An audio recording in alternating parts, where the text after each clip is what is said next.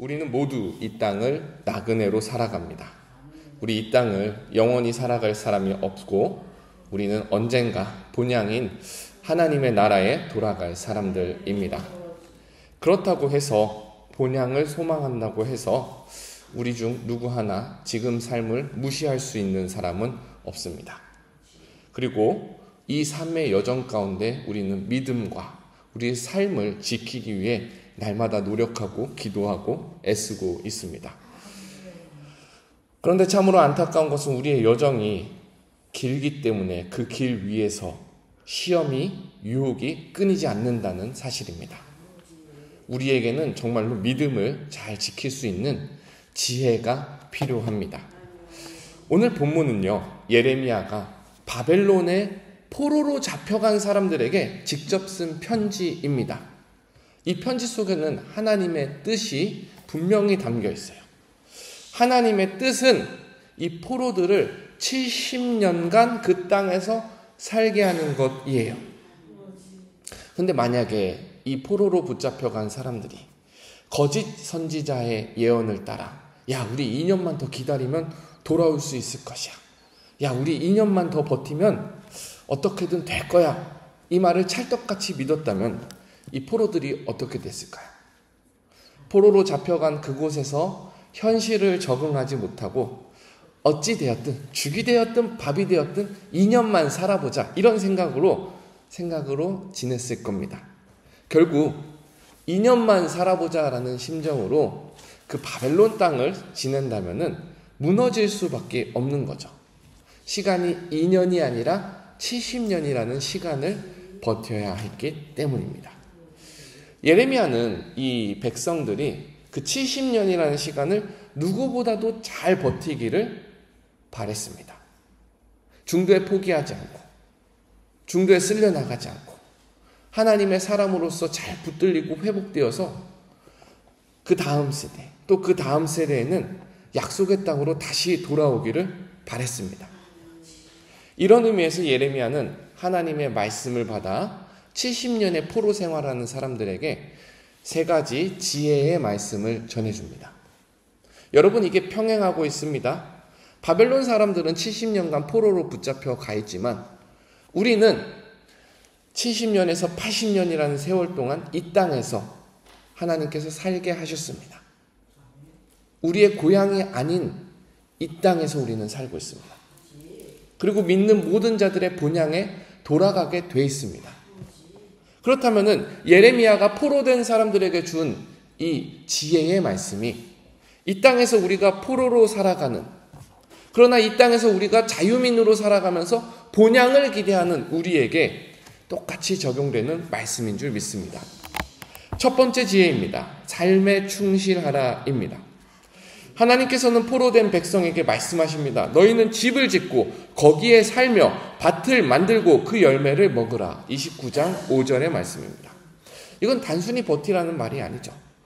도망치거나 허무주의에 빠지지 말고 하나님께서 부르신 그 자리, 하나님께서 가 있으라고 한 그 자리에서 성실히 살라라는 명령입니다.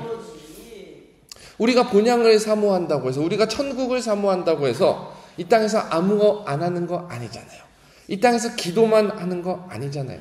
하나님께서 주신 가정과 직장, 교회와 사회에서 우리에게 맡겨진 책임을 감당해야 합니다.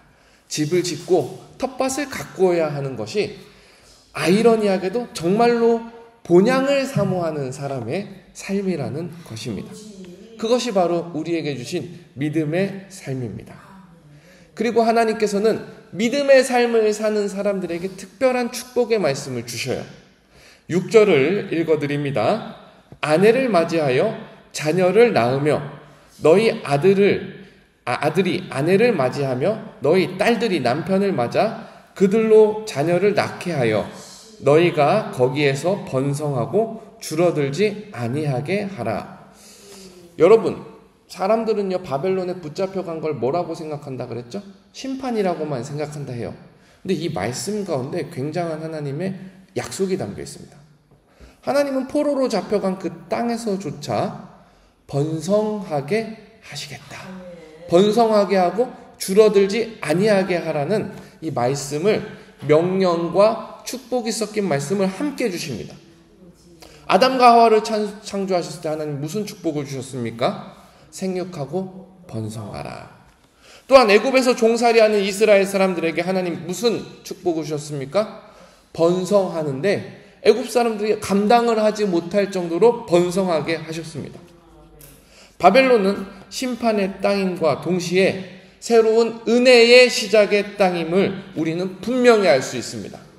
심판을 거부하고 바벨론으로 가기를 거부했던 불순종한 사람들은 칼과 기근으로 망한다라고 하나님께서 예언하셨지만 하나님의 뜻을 받아들이고 겸허히 순종하는 자세로 바벨론에 끌려간 사람들은 하나님께서 거기서 새 출발을 하게 하시겠다.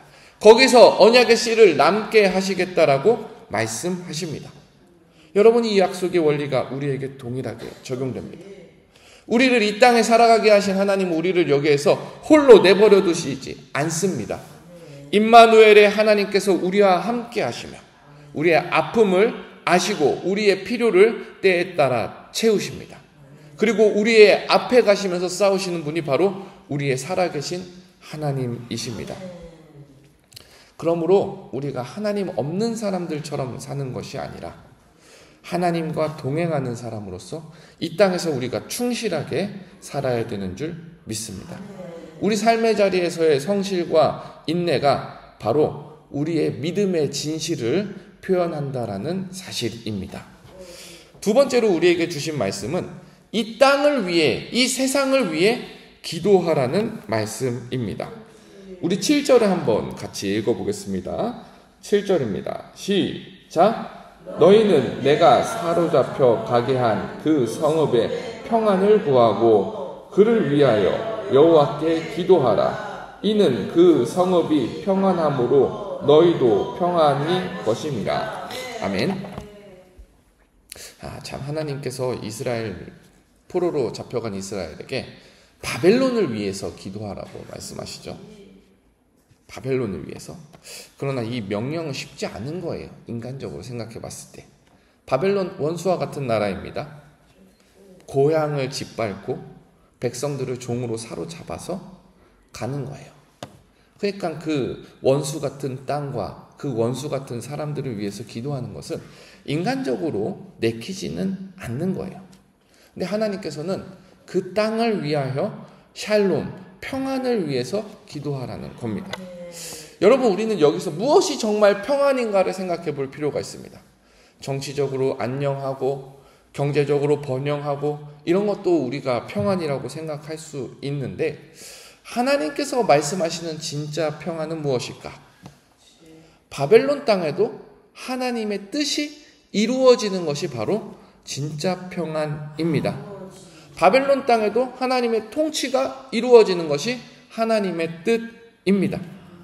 이 점에서 대표적인 한 사람이 있죠. 다니엘. 다니엘이 바벨론에 붙잡혀간 아주 귀족 출신의 내시가 된 아들입니다. 다니엘이 하루에 3번 기도했어요. 그 하루에 3번 기도하는 모습을 시기하는 사람들이 바벨론을 죽이기 위해서 조서를 꾸밉니다. 왕에게만 기도하게 하소서. 바벨론이 그럼에도 불구하고 그 땅의 평안을 위해서 하루 3번 기도했습니다. 자기 자신만을 위해서 기도했을까요? 아니죠. 하나님, 주님의 뜻이 이 땅 가운데 이루어지게 하소서. 아마 바벨론의 다니엘의 기도가 이 기도가 아니었을까요? 하나님의 뜻이 이루어집니다. 기도하는 다니엘을 통해서 살아계신 하나님이 참 하나님이라는 사실이 그 땅 가운데 선포가 됩니다. 왕의 입술을 통해서 하나님의 이름이 찬양받게 됩니다. 사랑하는 여러분, 우리의 기도는요, 이러한 기도와 같아요. 이 땅의 평안을 위해서 기도하라. 대한민국을 위해서 기도하라. 우리 사업장과 장안동을 위해서 기도하라. 단순한 평안이 아니라 하나님의 뜻이 우리의 손그릇을 통하여서 이루어지게 하여 주시옵소서. 하나님의 이름이 이 불신자들에게도 알려지게 하여 주시옵소서. 기도하는 사람 그 다니엘, 많은 사람을 옳은 길로 인도한 그 다니엘의 이름을 하나님께서는 존귀하게 만드셨어요. 포로의 신분, 내시의 신분이었지만 바벨론 땅에서 총리의 자리에서 모든 바벨론의 신하들과 모든 바벨론의 사람들이 그 한 사람의 입에서 나오는 하나님의 영광을 알아보게 하셨습니다. 우리 같은 부름을 받은 줄 믿습니다. 우리의 부름은 기도의 부름입니다. 이 땅 사람들은 무엇을 구해야 될지 모릅니다. 이 땅 사람들은 살아계신 하나님을 알지 못합니다. 그래서 우리가 여기에 무릎을 꿇어야 되는 줄 믿습니다. 세 번째입니다. 약속을 붙들라라는 거예요. 우리를 향한 하나님의 뜻은 이 땅에서 충실히 사는 것과 이 땅에서 기도하는 것을 포함하지만 동시에 소망의 나라, 영원한 본향을 잃어버리지 않는 데 있습니다. 이 땅의 삶의 테두리에만 멸중하다 보면은 우리는 본향을 까먹을 수 있습니다.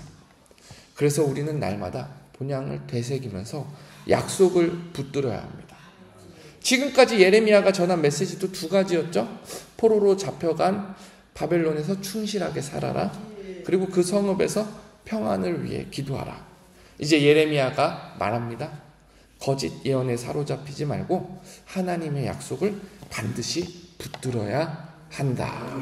우리 29장 10절을 한번 같이 읽어보겠습니다.